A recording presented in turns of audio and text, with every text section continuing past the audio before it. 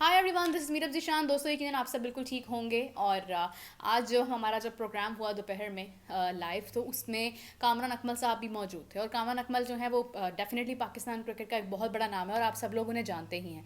तो उनकी प्रेजेंस में डिस्कस किया गया विक्रांत गुप्ता की स्टेटमेंट को, जहाँ पर उन्होंने ये कहा है कि पाकिस्तान में इस वक्त फेस वैल्यू नहीं है, और क्रिकेट में स्पेशली। और सेकेंडली ये है कि अगर पाकिस्तान की इस वक्त जो पोजीशन है, तो पाकिस्तान को इस तरह से बाहर निकाला जा सकता है जैसे दूध में से मक्खी को निकाला जाता है।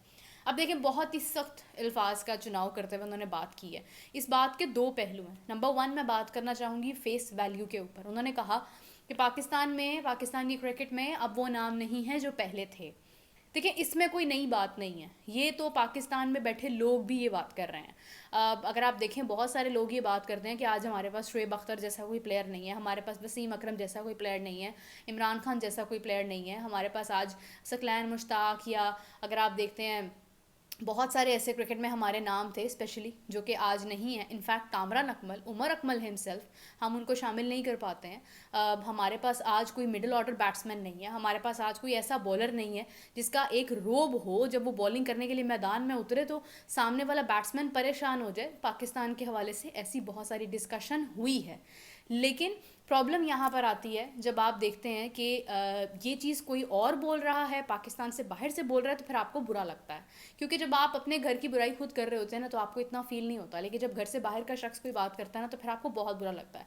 सेम गोज़ विद इंडिया, कि अगर आप देखें कि इंडियन टीम है, बीसीसीआई है, उसके डिसीजंस हैं, या आप पॉलिटिक्स की बात कर लें, इंडियन पॉलिटिक्स है, अगर वो खुद अपनी पॉलिटिक्स के ऊपर कोई बात करेंगे या क्रिकेट पर कोई बात करते हैं, तो वो उनको इतना बुरा नहीं लगेगा। For example, if an Indian is sitting with an Indian and they are talking about the match, और वो कह रहे हैं कि यार यहाँ पर इस प्लेयर की परफॉर्मेंस इतनी अच्छी नहीं थी, तो वो डिस्कस करेंगे उसको।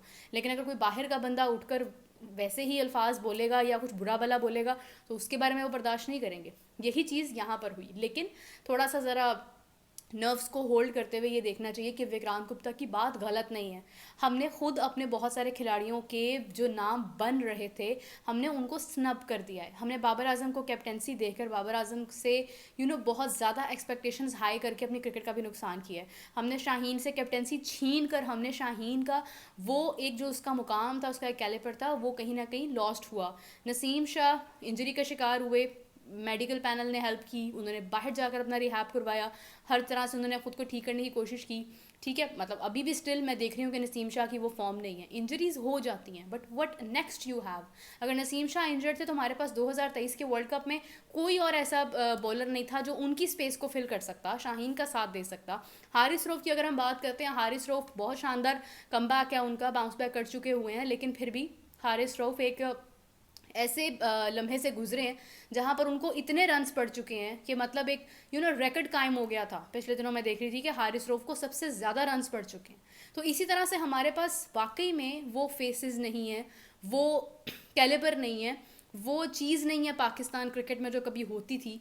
मगर इसका मतलब ये नहीं है कि हमारी क्रिकेट को देखना भी कोई नहीं चाहता है। देखें, ऐसा नहीं है। पाकिस्तान क्रिकेट का आज भी नाम है, पाकिस्तान क्रिकेट का आज भी मैच देखा जाता है। मैं सिर्फ पाकिस्तान की बात नहीं कर रही हूँ, मैं इंटरनेशनली बात कर रही हूँ। अगर पाकिस्तान टीम का बिल्कुल ही कोई फेस वैल्यू ना होती, बिल्कुल ही कुछ ना होता, तो कोई उनके साथ मैच खेलने में इंटरेस्टेड ही ना होता। लेकिन एक चीज़ हम वाकई में मिस कर रहे हैं, जिसमें मैं बहुत हद तक कंट्रीब्यूट करूँगी इस बात को, कि आप देखें हमारी ऑस्ट्रेलिया की टीम, उन्होंने फॉर ग्रांट लिया पाकिस्तान को। हमारे तो टॉप क्रिकेटर्स खेल रहे थे, उन्होंने अपने बड़े नामों को रेस्ट करवाया और उन्होंने कहा यार इनके साथ खेल के इनको हरा दो। अगर हम जीत भी गए तो उनको कोई परवाह नहीं थी उस चीज़ में, और टी20 में हम वाइट वॉश हो गए। साउथ अफ्रीका सीरीज़ जारी हैं। साउथ अफ्रीका सीरीज़ में आपके बहुत से ऐसे नाम हैं कि आप उन्हें ये समझ लें कि ये सी ग्रेड जो है वो उनकी बॉलिंग है इस वक्त। हम उनके खिलाफ भी मैच हार गए।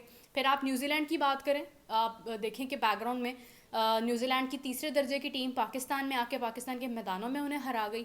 आप बांग्लादेश की बात कर लें, हमारे मैदानों में आके हमें वाइट वॉश कर गए। अफगानिस्तान से हम हारे, हम आयरलैंड से हारे, हम यूएसए की उस टीम से हारे जिनके लिए क्रिकेट उनकी एक सेकंड ऑप्शन है, एक सेकंड प्रायोरिटी है। और इंग्लैंड से तो हम खैर टोटली वाइट वॉश हो गए थे, जबकि हमने उसके बाद टी20 में खेलना था। हम सुपर ओवर भी ना जीत पाए यूएसए के खिलाफ। तो आप देखें कि ऐसी सिचुएशन में आप ये तो नहीं कह सकते हैं ना कि जब दुनिया भर आपको एक सेकंड ऑप्शन कंसीडर कर रही है, एक सेकंड प्रायोरिटी कंसीडर कर रही है कि पाकिस्तान है, तो ठीक है यार इन्होंने हार जाना है, जीत भी जाएंगे तो कोई बड़ी बात नहीं है। तो उस सिचुएशन में आपका कमबैक कितना ज़रूरी है, आपको किस हद तक ये बात सोचनी है कि लोग हमें उतनी अहमियत नहीं दे रहे और उसमें हमारी गलतियाँ हैं, हमारी कोताहियाँ हैं, हमने कहाँ पर गलती की है, हमने कहाँ पर खिलाड़ियों को डिसोन किया है, हमने कहाँ पर मेरिट से हटकर फैसले किए हैं। हमने साइम अयूब को इतने चांसेस दिए हैं, क्या उसके अलावा कोई और प्लेयर नहीं था जो कब से इंतज़ार में था? हमने मिडिल ऑर्डर में किसी एक प्लेयर को इतना ज़्यादा शामिल कर दिया, क्या हम भूल गए थे कि मिडिल ऑर्डर में भी हमारे पास कोई ना कोई प्लेयर जो है वो पीछे मिस है, हम लेकर आ सकते हैं? हमने बाबर आजम को कप्तानी में इतने चांसेस दिए, क्या हमने ये नहीं सोचा कि बाबर राइट आफ्टर सरफराज अहमद एक बेहतर कप्तान बन सकता है या नहीं? हमने शायद आपको कप्तानी देकर क्या गलत फैसला नहीं किया? तो ये तमाम चीज़ें जो हैं ये फिर हमें सोचने पे मजबूर करती हैं कि ये डिसीजंस जो हमने लिए हैं, इन्होंने ये इमेज क्रिएट की है कि आज दुनिया से ये आवाज़ आ रही है कि पाकिस्तान के पास शायद वो फेसेस नहीं है जिनका इम्पैक्ट नहीं है। मगर एक पॉजिटिव अप्रोच के साथ अगर हम जाते हैं तो बाबर आजम को भी भारत से भी लोग जानते हैं, शाहीन को भी जानते हैं, नसीम शाह को भी जानते हैं, हारिस रऊफ को भी जानते हैं, मोहम्मद रिजवान को भी जानते हैं। मोहब्बत करते हैं या नहीं वो एक अलग बात है, लेकिन नॉन फेसेस हैं। ऐसा नहीं है कि उन्हें दुनिया में कोई जानता नहीं है। लोग बाबर आजम के भी नारे लगाते हैं, लोग शाहीन के भी नारे लगाते हैं, नसीम शाह के लगाते हैं, मोहब्बत करते हैं उनसे। क्रिकेट से प्यार करने वाले लोग तो सब क्रिकेटर्स को जानते हैं। बट येस, जब आपको आईना देखना पड़ता है तो फिर आप खुद से पूछते हैं आईने के सामने खड़े होकर कि क्या मैं जो कर रहा हूँ वो सही कर रहा हूँ? तो फिर आपको जवाब जो है वो, अगर आपको खुद नहीं मिलता तो फिर दुनिया आपको जवाब ज़रूर दे देती है। अब बढ़ते हैं विक्रांत गुप्ता के नेक्स्ट पॉइंट के ऊपर, जिसमें उन्होंने ये कहा पाकिस्तान को दूध में से मक्खी की तरह निकाला जाएगा। देखिए मेरी बात सुने, मैं एक बात पे बहुत ज़्यादा हमेशा से ऑफेंड होती हूँ कि पाकिस्तान में कुछ पाकिस्तानियों ने विक्रांत गुप्ता को बहुत ज़्यादा सर पर चढ़ा लिया जस्ट बिकॉज के वो कुछ बातें ऐसी करते हैं जो पाकिस्तान को सुनने में अच्छी लगती हैं, तो आपने उन्हें बहुत ज़्यादा अहमियत दे दी, नोइंग द फैक्ट कि यार वो सिर्फ एक जर्नलिस्ट हैं। आप उनको भी सुने, फिर जो पाकिस्तान के अगेंस्ट बोलते हैं, अगर आप उसको सुन रहे हैं जो प्रो बोलता है तो फिर आप उसको भी सुने जो अगेंस्ट बोलता है।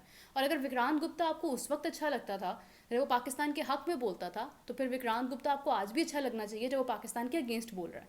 ये चॉइसेस का मेयार अपनी पसंद पर ना रखें कि आपको वो पसंद है जो आपकी मर्ज़ी की बात कर रहा है, ये मुमकिन नहीं है, ऐसा नहीं होना चाहिए। थोड़ा सा प्रोग्रेसिव अप्रोच की तरफ जाएं।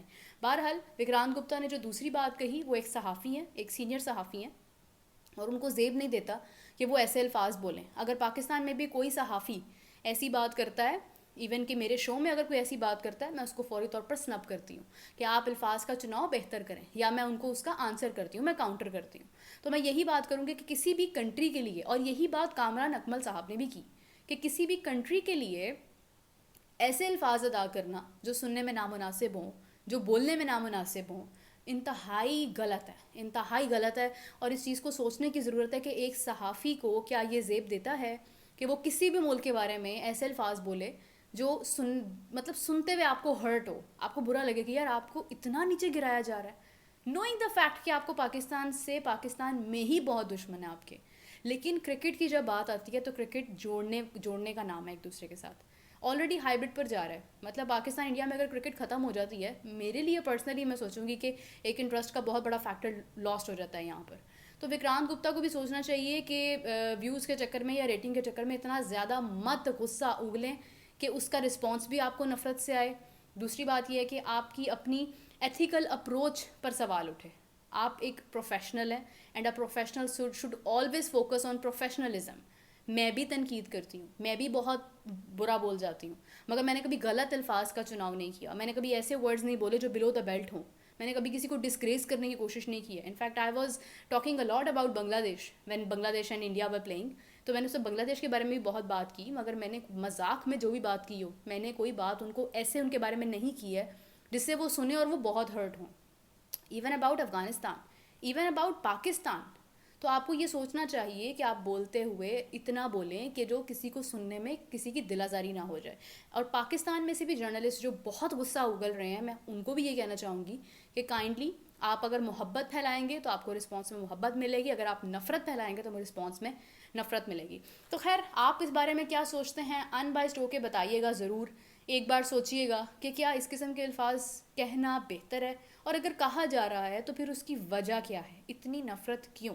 तो इसका जवाब मुझे ज़रूर दीजिएगा, और अपना बहुत सारा ख्याल रखिएगा। आप सबके प्यार की वजह से मुझे रोज़ वीडियो बनाने का मेरा दिल करता है, क्योंकि मुझे पता होता है कि मुझे सुनने वाले, देखने वाले बहुत सारे लोग हैं। तो अपना बहुत सारा ख्याल रखिएगा। Lots of love for all of you. Take care, bye bye.